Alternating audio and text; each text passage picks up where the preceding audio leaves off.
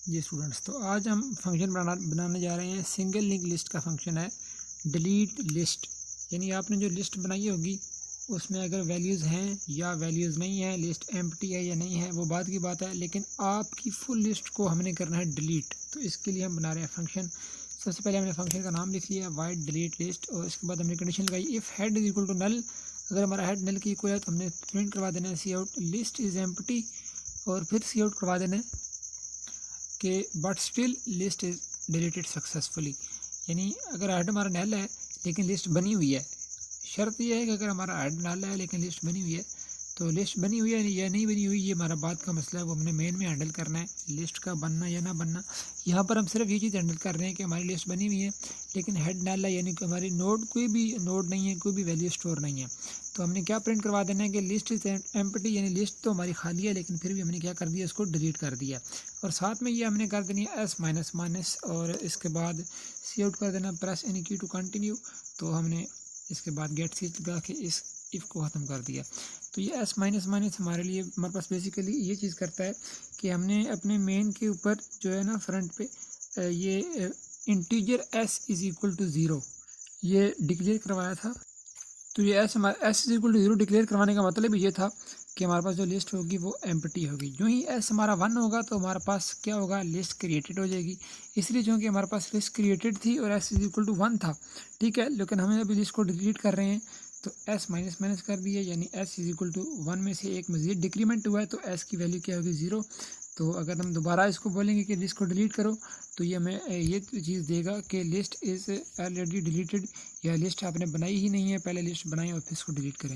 इसी तरह ये तो वो बात थी अगर हेड नल है, लेकिन दूसरी बात अगर हमारे पास कुछ वैल्यू स्टोर है तो हमने पहले उन वैल्यूज़ को डिलीट करना है, तो फिर हमने अपनी लिस्ट को डिलीट करना है। उसके लिए क्या सीन है, 2 पॉइंटर हम यूज़ करेंगे, एक करंट का और एक प्रीवियस का। इन दोनों को हम ऊपर ब्रीफली डिस्कस कर चुके हैं पॉइंटर्स क्या चीज़ हैं। तो current is equal to head और previous is equal to head. जैसा कि आपको ये सामने एक लिस्ट शो हो रही है, तो ये head is equal to head भी इसको नोट को कर रहा है पॉइंट, और हमने करंट को भी हेड की को रख दिया है और प्रीवियस को भी हेड की को रख दिया, तो ये दोनों भी इसको नोट को प्रिंट पॉइंट करेंगे। तो अभी हमारे पास देखें 3 नोड्स हैं, मैंने बेसिकली इनको करना है डिलीट, ठीक है। तो उसका प्रोसेस आपको बताऊंगा। इसके लिए आपने क्या करना है, सबसे पहले तो अच्छा, जब तक दोनों को हेड की इक्वल कर दिया, इसके बाद हमने कंडीशन लगानी है वाइल करंट का get next address is not equal to null. तो पता है हमारे पास नल होता है यहाँ पर, तो यानी ये लूप तब तक चलना चाहिए जब तक हमारे पास करंट का गेट नेक्स्ट एड्रेस नल ना आ जाए, ठीक है। तो इस लूप के अंदर हमने करना क्या है, सबसे पहले अपने प्रीवियस पॉइंटर को डिलीट करना है, फिर जो हमारे पास करंट होगा उसको previous is equal to current कर देना है, और current is equal to current का गेट नेक्स्ट एड्रेस, यानी हमने इनको आगे मूव कर देना है। तो देखते हैं डिलीट प्रीवियस को डिलीट करते हैं तो इसको ये डिलीट हो जाएगा, ठीक है।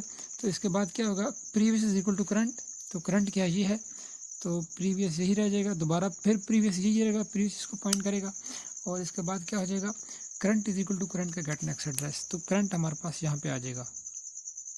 इसके बाद क्या हुआ, ये लूप दोबारा चला, वाइल करंट का get next address not equal to null, यहाँ पर देखें इसका नेक्स्ट एड्रेस नल नहीं है, तो ये लूप फिर चलेगा डिलीट प्रीवियस, तो ये प्रीवियस को डिलीट कर देगा।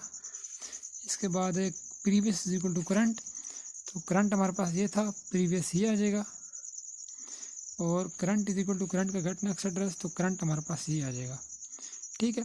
तो जब हमने यहाँ प्रीवियस को डिलीट कर दिया यहाँ पर, ठीक है, तो यह करंट भी यहाँ पर नहीं है, प्रीवियस भी यहाँ पर नहीं है, तो ये पूरी नोड क्या होगी, डिलीट हो गई, ठीक है ना।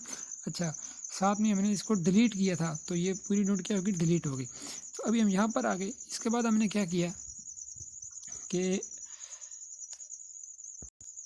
जब हम यहाँ पर आए थे तो हमने किया क्या था, बेसिकली हमने सबसे पहले किया था डिलीट प्रीवियस, और ये प्रीवियस को डिलीट किया था, और previous is equal to current, तो प्रीवियस को आगे मूव किया और करंट को भी आगे मूव किया। ये लूप दोबारा चला तो करंट का गेट नेक्स्ट एड्रेस यहाँ पर हमारे पास देखें नल आ जाता है, तो अभी हमारा ये लूप टर्मिनेट हो जाएगा। इसके बाद हमने क्या कर देना है, डिलीट करंट। इसके बाद हमने ये देखें इस प्रीवियस को भी डिलीट करना है और इस करंट को भी डिलीट करना है। तो यहाँ पर अपने कोड में मैंने लिख दिया है डिलीट प्रीवियस और डिलीट करंट।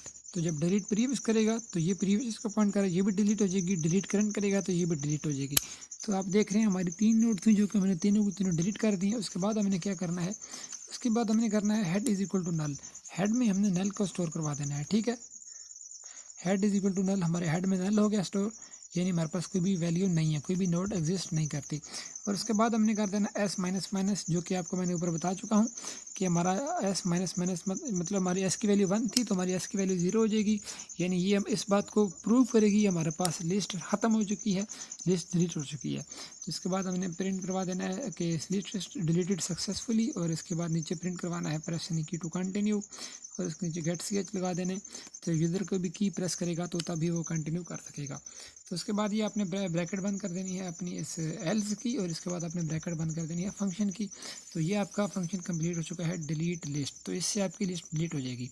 इसके बाद अगर आप दोबारा डिलीट लिस्ट करेंगे तो वो बोलेगा भाई आपकी लिस्ट तो पहले बनाएं उसके बाद डिलीट करें।